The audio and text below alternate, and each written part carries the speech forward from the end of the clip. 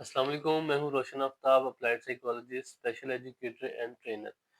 आज हम एक ऐसे टेस्ट के बारे में बात भी करेंगे और एक ऐसा टेस्ट की एक्सरसाइज करवाएंगे एक बच्चे से, और जिसका नाम है SDCT, स्लोसन ड्राइंग कोऑर्डिनेशन टेस्ट। ये एक आई और हैंड कोऑर्डिनेशन टेस्ट है जो सर आईक्यू के लिए भी इस्तेमाल करते हैं, और जो बच्चे होते हैं और ADHD उनमें भी इस्तेमाल किया जाता है।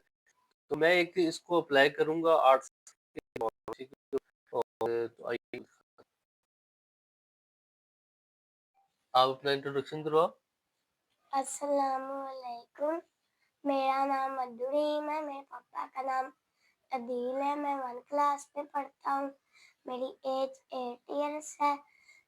मैं क्लास स्टडी में पढ़ता हूँ। वेरी गुड, शाबाश। देखिए, हम इससे एसडीटी टेस्ट करवाएंगे और इसके टेस्ट करवाने का मकसद होगा कि बच्चे की आई हैंड कोऑर्डिनेशन चेक होगी और इसका एक आईक्यू लेवल भी पता चल जाएगा, जो कि हर स्कूल को, हर पेरेंट्स को ये करवाना चाहिए। तो आइए हम आपको बताते हैं कैसे करवाते हैं।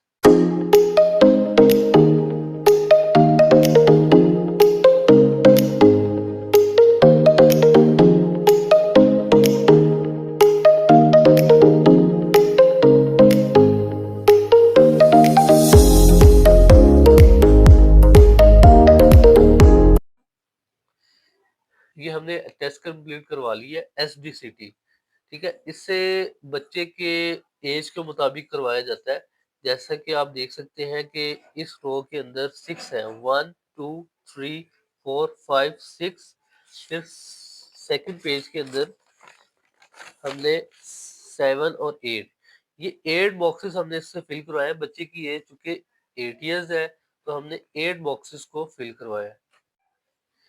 अब मैं इसको आपको बताता हूँ कि कहाँ से बच्चा गलती करता है, और हमने उसके स्कोर को उस, जैसे कि इसके इस बॉक्स के 3 पॉइंट्स हैं, 1 2 3। ठीक है, अब ये तीनों पॉइंट्स ही ठीक है। ठीक है, चूंकि बच्चे ने अपनी तरफ से लाइन लगाई है, लाइन का इश्यू नहीं है। अगर हम इस बॉक्स को देखें, इसको देखें, तो इसमें से ये भी ठीक है, ये भी ठीक है, और ये भी ठीक है। अगर गलती कहाँ से हमने बच्चे की क्रॉसिंग मार्क्स काटना है, अगर तो बच्चा ये देख रहे हैं कि बच्चा ये सर्कल को बनाता है और बीच में कहीं से छोड़ देता है, जैसे कि ये इसने ये लाइन नजर आ रही है कि यहाँ से लाया है, और यहाँ पे अगर मिलाए बगैर ही अगर थोड़ा सा छोड़ देता, तो हम इसको, इसका मार्क्स काट लेते, मतलब हम इसके 2 देते। और ये भी तकरीबन इसने मिलाया है आपस में, तो इसके मार्क्स पूरे। अब इस बॉक्स में आ जाए, देखें बच्चे ने ये पूरा किया, अंदर वाले सर्कल को भी कंप्लीट किया, लेकिन यहाँ पे आगे, सेकंड पे आगे इसने यहाँ से छोड़ दिया बीच में, तो ये पॉइंट इसको नहीं मिलेगा। फिर थर्ड पे आके इसने पूरा कर लिया इसको।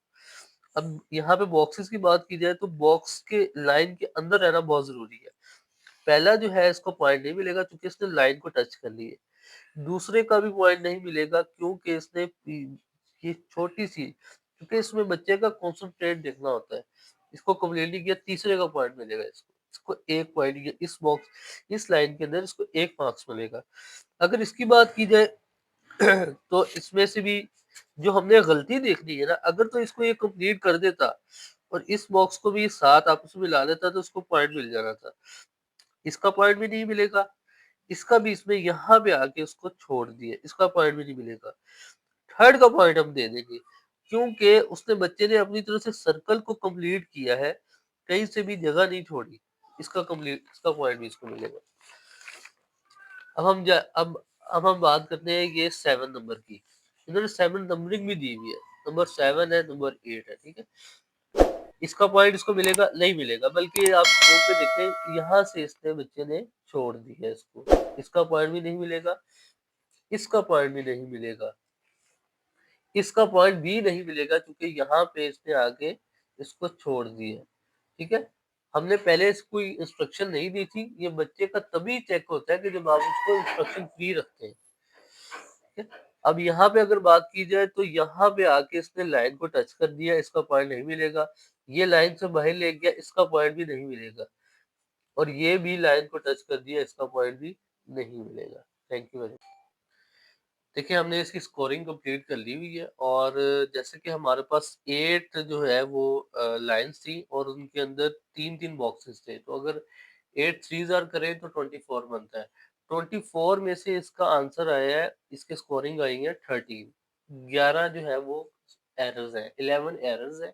अगर हम इसके आईक्यू लेवल की बात की जाए तो बच्चा अपनी एज से आप कह सकते हैं 2-3 साल पीछे है आईक्यू के हवाले से एवरेज, क्योंकि हमने इसमें ये नहीं होता कि हम बच्चे का आईक्यू थोड़ा देखिए अगर हम कहीं न कहीं अपने हम बड़े भी एडल्ट्स भी अपना आईक्यू चेक कराएँ तो हमारे भी बहुत सी कमी-पेशियाँ होती हैं, हमारे अंदर भी।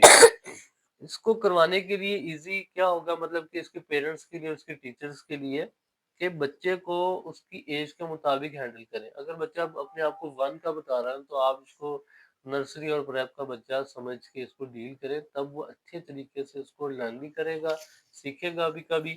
इसके अलावा भी कुछ टेस्ट होते हैं, उनका मैं आपको बताता एक टेस्ट होता है जिसे हम कहते हैं एसपीएम्स, ठीक है? Standard progressive matrix. उसके अंदर कुछ पज़ल्स बने होते हैं और उससे भी बच्चे का एग्ज़ैक्ट आईक्यू जो है वो फाइंड आउट हो जाता है। तो स्कूल्स वालों को और पेरेंट्स को ये हमारा पैगाम है कि बच्चे के लिए आप किसी साइकोलॉजिस्ट से अपने स्कूल में या तो साइकोलॉजिस्ट का कैंप रखा करें या फिर कभी साइकोलॉजिस्ट से जाके आप अपने बच्चे का आईक्यू लेवल फाइंड आउट कर लिया करें।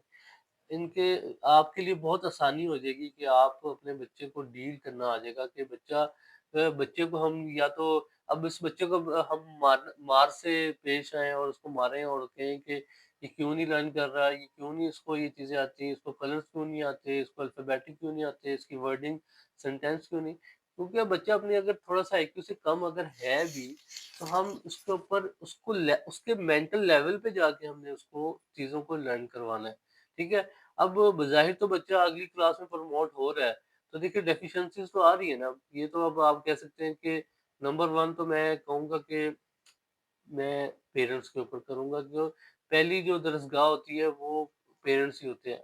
अगर वो बच्चा स्कूल में नहीं भी लर्न कर रहा तो आप उसको वही चीज़ें घर में मुख्तलिफ एक्टिविटीज़ के ज़रिए सिखाएँ। कि आप पार्क में जाते हैं तो मुख्तलिफ कलर्स के बारे में बताएँ, मुख्तलिफ वर्डिंग उससे करवाएँ, ठीक है?